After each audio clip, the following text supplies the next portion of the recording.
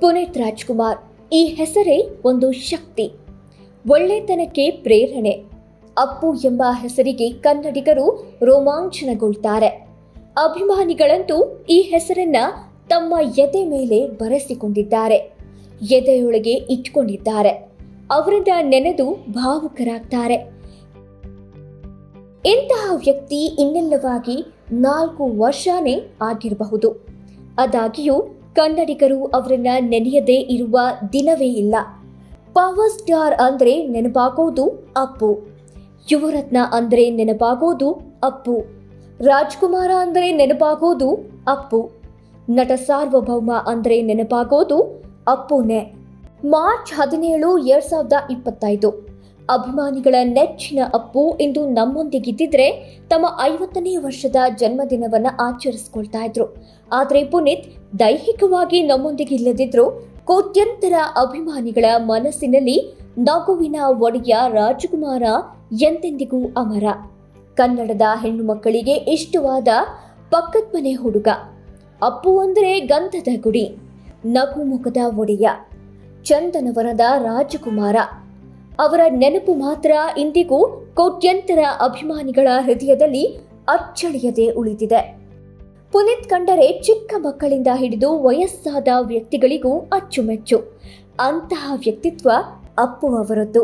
ಅಷ್ಟು ದೊಡ್ಡ ಮನೆತನದಲ್ಲಿ ಜನಿಸಿ ಸ್ಟಾರ್ ನಟನಾಗಿದ್ರು ಯಾರನ್ನೇ ಆಗಲಿ ಒಂದಷ್ಟು ಹಮ್ಮು ಬಿಮ್ಮು ತೋರದೆ ಮಾತನಾಡಿಸ್ತಾ ಇದ್ರು.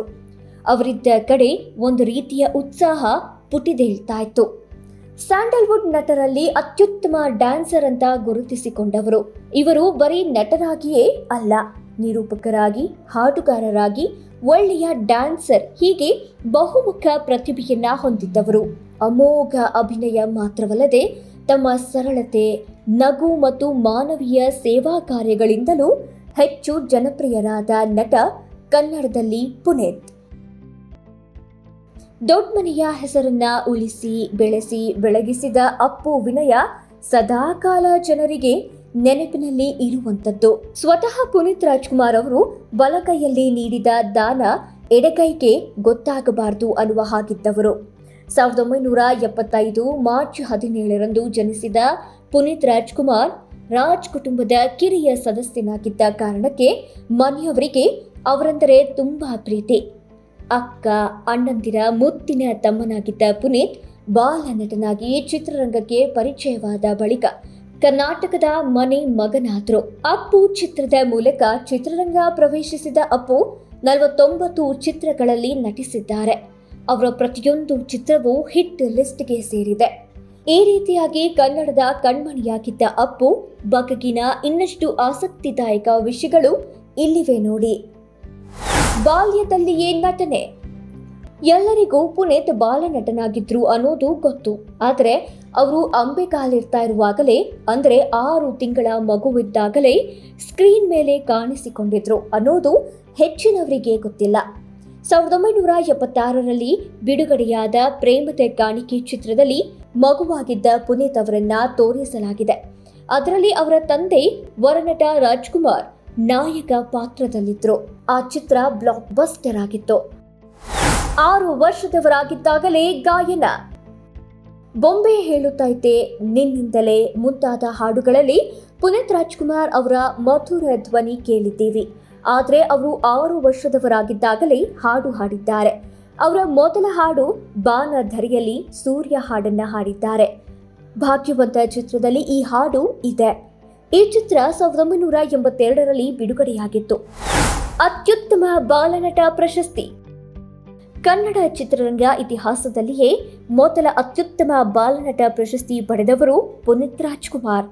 1982-83 ಬಿಡುಗಡೆಯಾದ ಚಲಿಸುವ ಮೋಡಗಳು ಚಿತ್ರದಲ್ಲಿ ಇವರ ಅಭಿನಯಕ್ಕೆ ಆ ಪ್ರಶಸ್ತಿ ಲಭಿಸಿತು. ಮಾಸ್ಟರ್ ಲೋಹಿತ್ ಅಪ್ಪು ಆಗಿದ್ದು ಹೇಗೆ?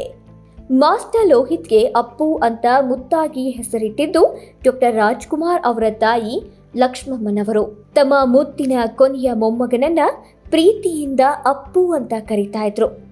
ಅದೇ ಹೆಸರಿನಲ್ಲೇ ಮನೆಯಲ್ಲಿಯೂ ಎಲ್ಲರೂ ಕರೆಯಲು ಶುರು ಮಾಡಿದ್ರು. ಇದೇ ಹೆಸರು ಅವರ ಪೂರ್ಣ ಪ್ರಮಾಣದ ನಾಯಕನಾದ ಚಿತ್ರಕ್ಕೂ ಟೈಟಲ್ ಆಯಿತು. ಅಪ್ಪು ಹೆಸರನ್ನ ಮಾಸ್ಟರ್ ಲೋಹಿತ್ನಿಂದ ಮಾಸ್ಟರ್ ಪುನೀತ್ ಅಂತ ಬದಲಾಯಿಸಲಾಯಿತು.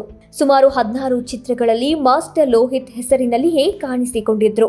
ಆದರೆ ಮಾರ್ಚ್ 16, 1985ರಲ್ಲಿ ಮಾಸ್ಟರ್ ಪುನೀತ್ ಅಂತ ಹೆಸರು ಬದಲಾವಣೆ ಮಾಡಲಾಯಿತು. ಈ ಬಗ್ಗೆ ಅಧಿಕೃತವಾಗಿ ನಿಯಮದಂತೆ ಪೇಪರ್ನಲ್ಲಿ ಪ್ರಕಟಣೆ ಕೂಡ ನೀಡಲಾಗಿತ್ತು. ಈ ಮೂಲಕ ಅಪ್ಪು ಪುನೀತ್ ರಾಜ್ಕುಮಾರ್ ಅಂತ ನಾಮಾಂಕಿತಗೊಂಡರು.